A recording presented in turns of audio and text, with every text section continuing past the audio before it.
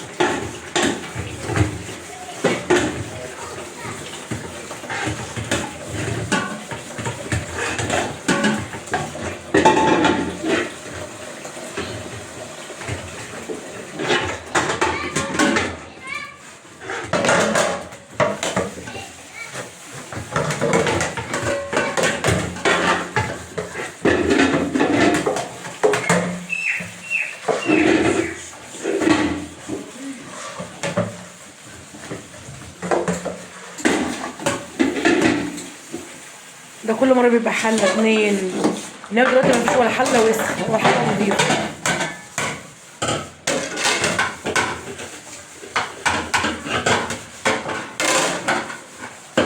انا همسك المواعين لحد ما الفجر يقوم. كل يوم برضه الواحد يمسك المواعين لحد ما الفجر يقوم. محدش يسيب المواعين تدخل تاني يوم عشان ما تبقاش تقيل على حد بس. اللي يمسكها يمسكها لحد ما الفجر بعد السحور كمان. وباقي المطبخ نضيف. انا كنت قاعده في ما كنتش ببيت المطبخ وسخ عمري.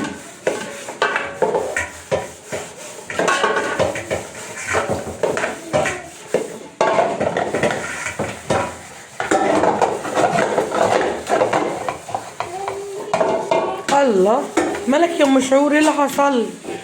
اروح اكشف عليها واقول للدكتور عنها انها ازاي؟ لا دي سخنه. هي سوريا اللي عامله فيها كده.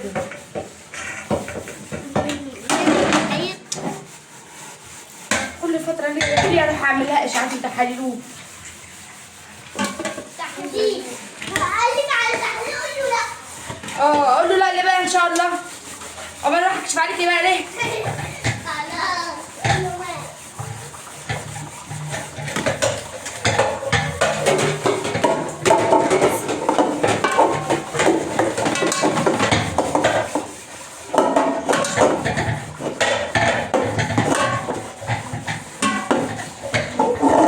اللي زينا بيفحر في المواعين كده ويعمل كده يكتب لنا في الكومنتات ايه. يعني اللي زينا وبيعمل كده يكتب لنا في الكومنتات. ما تنسوش تاخدوا الشرع النهارده تروحوا توقفوه.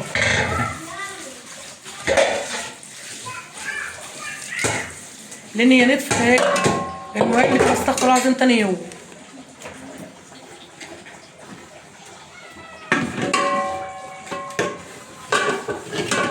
بس يتصلوا يشوفوا في المحل ولا لا؟ مراته بتعرف تعملها. لو هو مش في المحل ممكن تعملها.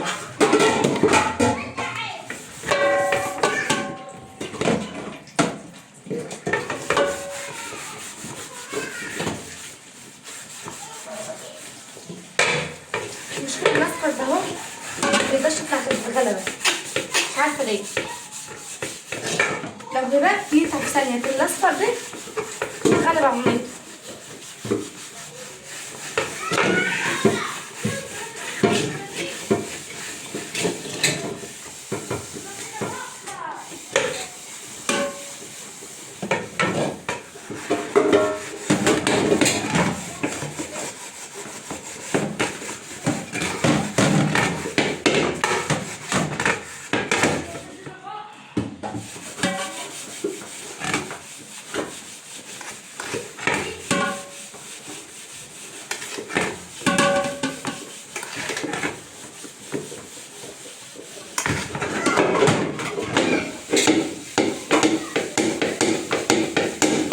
عامل زي الراجل تك قوي يا هبه، تك تك. الراجل اللي شعره قعر ابيض راسه ضلع من هنا بيضه ومن هنا سودا.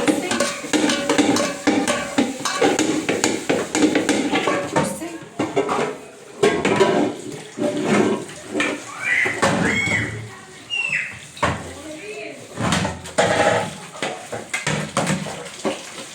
تك. لو استغلت وسخت اغسلها وحطها كم مره عشان الصدى اللي فيها يروح.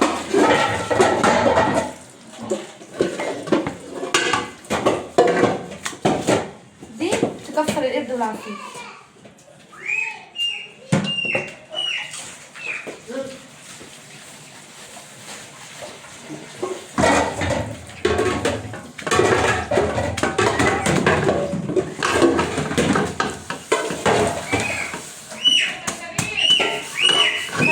ده عايزاه يمشي، ده حاجتها. ماشي عشان دي بقى تحت. ماشي اديها لها سلكة ايوه برضه، كده. حتى لو بتاعتك اديها لها. ايوه خد. انا عارفه ان بتاعتك بس اديها لها.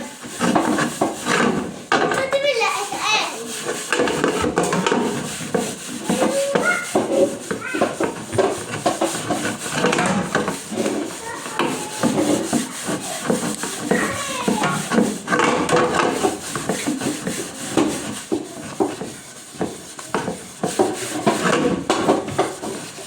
الحلل دي يا جماعه بنحطها على الكانون، عشان كده من بره بيسود قوي.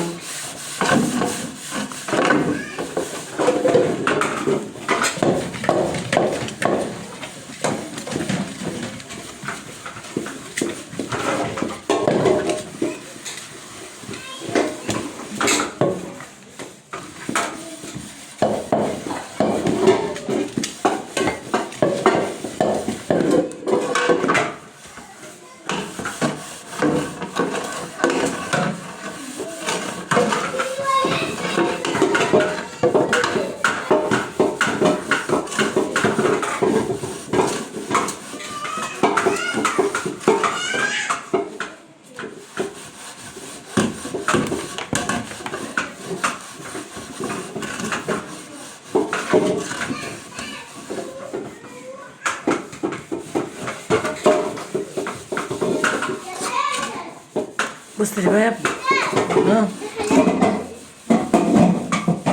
الهباب مؤثر حتى على مطرح ما كان بيستنى على الكانون.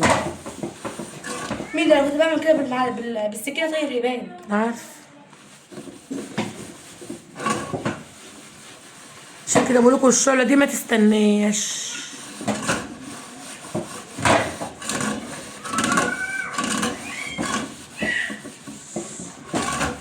ده زي ما كنا بنعمل على الكانون، لو كانون انضف منها.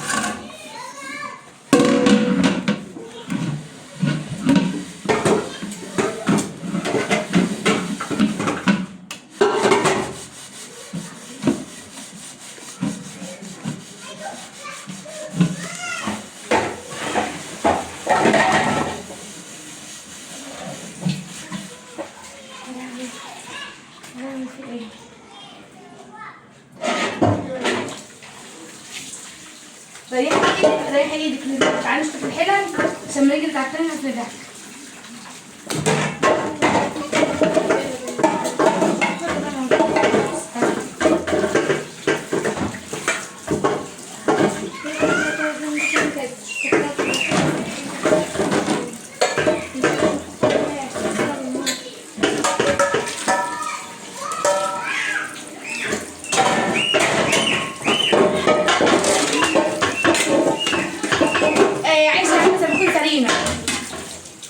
بتفصلش. ايه؟ ما بتفصلش. لا ما بتفصلش.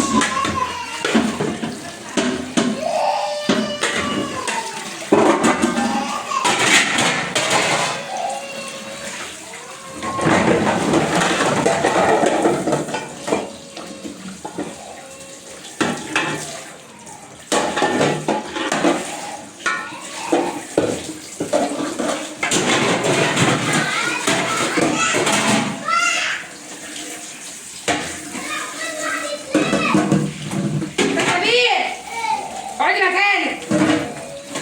يلا. ماشي مفيش دعوة بس تاني.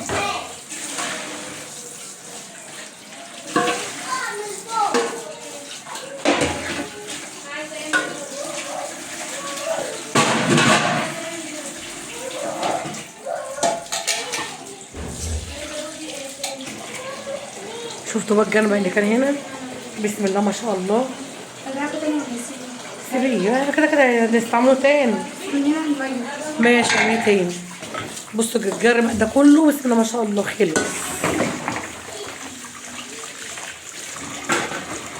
بس انا مش عارفه اقول لكم يا جماعه هدري بتلعب قد ايه في دايره المواعين بصراحه.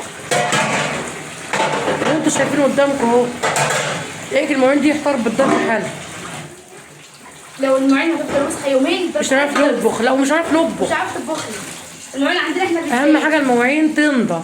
انتوا احسبوا النهارده بعد قبل الفطار كنت بقى اقسم بالله المطبخ ده المطبخ ده ما كانش مش مطبخ. شايفه اصلا تخش فيه من امبارح بالليل اصلا من بعد الفجر ما ينفعش اصلا تخش في المطبخ. المطبخ كله فيه.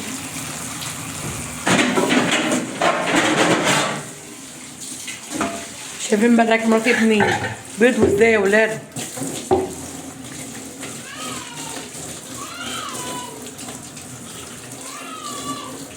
هو لو لسه بسود ده هيبقى من ميه بعد كده كمان مره عشان ما بنحطها على الباجور بيبقى شكلها وحش قوي.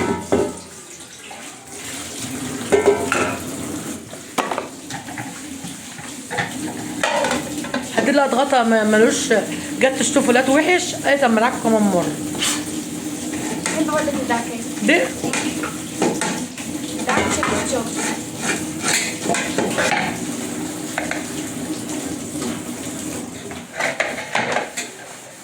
انتوا عارفين احنا قد ايه بندعك فيهم ونتعب فيهم لان هي دي تعتبر نظافه المواعين من نظافه بطنك. لو المواعين بقت وسخه مش عارفه بطنك هيجيلك عمارص فيها.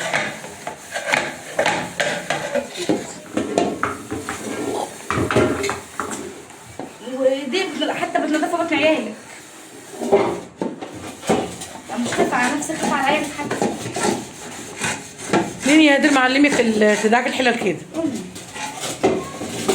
انا كنت زمان يا اولاد ما كناش بندعك هنا. انا كنت اخد المواعين واطلع على البحر زمان ايام الجاهليه وادعك واشطف وادعك واشطف وادعك واشطف لحد ما الحلل دي تبقى ماشيه في استمسة زغل العين اللي ماشيه في الشارع. ولو ما كانتش بتيجي من البحر كده كنا بنقول عليها وسخ. كنت برجع اعيد عليها تاني هنا. صلي على النبي. انت بتقولي بس انا ما كانش عندي ميه وما كانش عندي حاجه. كنت لازم اخد تراب واخد غلاف الكوره واطلع على البحر. والمواعين لازم تيجي زي ما انتم شايفينها كده بالسلك. ازاي تقولي ازاي يا ماما؟ هيقول لك ما اعرفش. احنا كنا لازم نلمعها كده.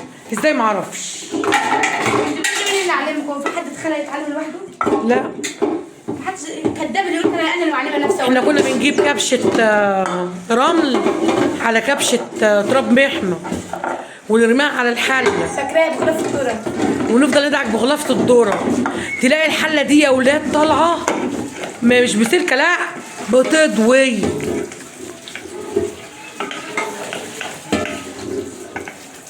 دلوقتي بسلكه وبعد ساعه انكم مش عارفين ننضفها وهي بسلكه.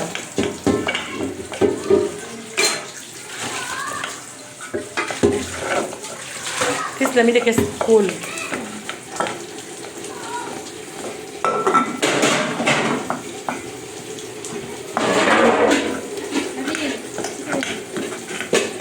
فاضل منك ثواني اصبري عشان انا بحطك.